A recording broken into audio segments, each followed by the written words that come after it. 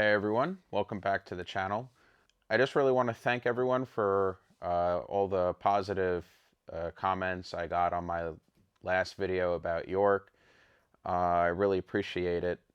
Although today is something that I find extremely exciting, it may or may not be as exciting as York. So the subject for today's video is Superliners. So, hello people watching for the first time, and also I presume, goodbye. Now, although Superliners might not be as exciting as a large train show to spend a lot of money at, they are one of my favorite passenger cars. And you might be asking yourself, well, how many O-gauge Superliners actually exist? And the answer is quite a few. So before going through every single three-rail O-gauge model here, I wanted to cover first a little bit about the background of the actual Superliner. Before I forget, please make sure to like this video below, subscribe below, it's free. It really helps the video with the YouTube algorithm, the channel with the YouTube algorithm. I would greatly appreciate it. Also, please make sure to comment below. Let me know what you think about this video, whether you agree with my opinions, disagree with my opinions. Enjoy.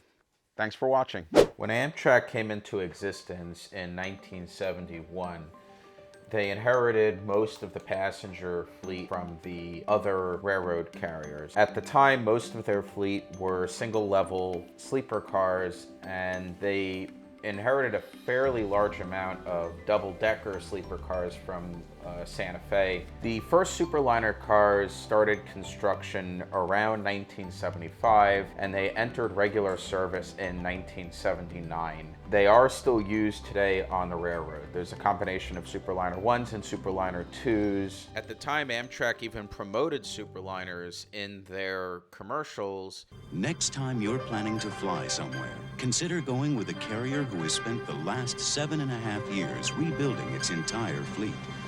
A fleet that now offers you some of the newest, most technologically advanced equipment in the world. Not surprisingly, it's also among the most comfortable.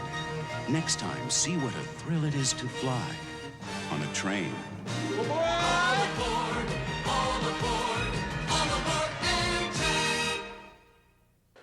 So going chronologically, we'll just move these out of the way.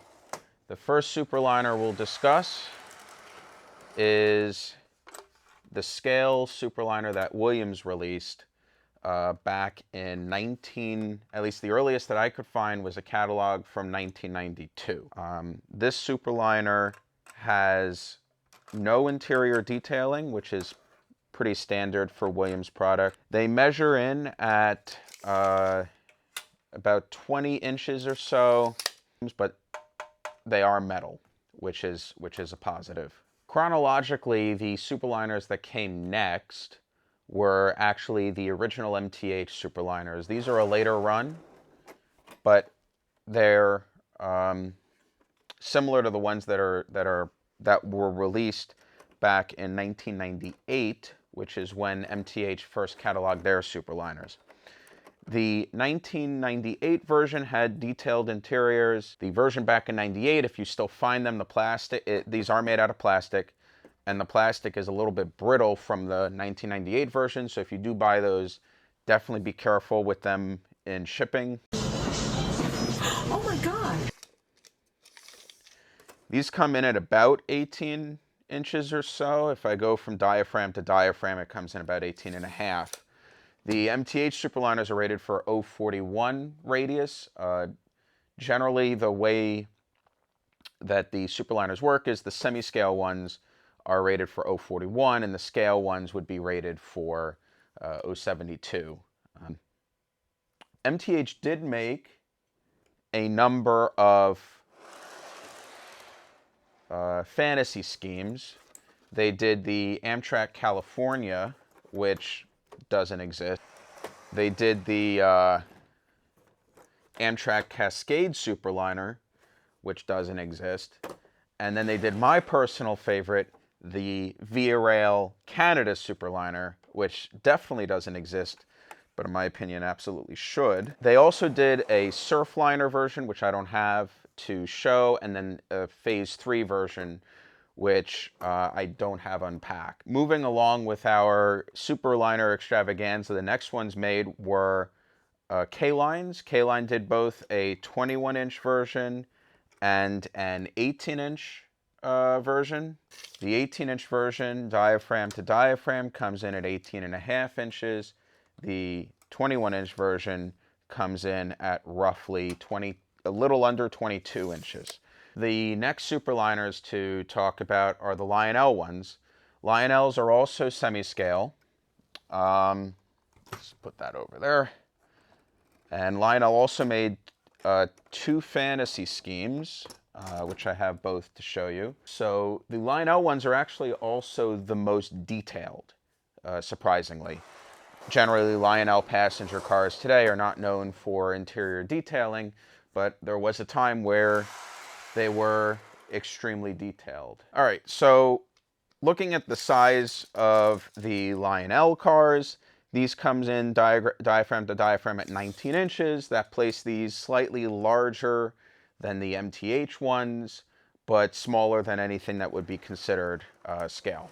So since 2002, except for MTH, which made their Superliners over and over again, there were no new Superliners released. Until last year, the GoldenGateDepot Superliner car, as well as the lounge cars. So what I have here is a sleeper car and a lounge car. The lounge car, they did a absolute fabulous job. These are the only ones, except for some MTH ones, that have LED lighting. Means that you're not going to put a strain on your amperage, on your layout. These are, of course, expensive, and these are, I don't believe these are plastic. These feel like aluminum. They don't necessarily sound like aluminum, but these are full scale. I believe these are the largest Superliners I have. No, so these are roughly the same size as the K-Line ones, a little less than 22 inches diaphragm to diaphragm. These are also the only ones, as you can see, I have these in Phase 6. These are the only ones available in Phase 6. So if you want the scheme that's run on Amtrak today, you'll have to go with the GoldenGateDepot ones.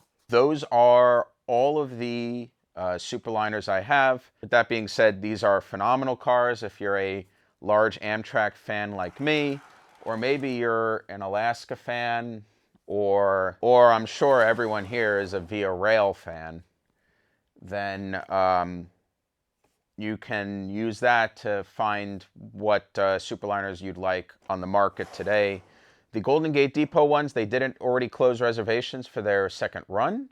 However, if you can always go on their wait list and see if you get lucky with what stock might be available.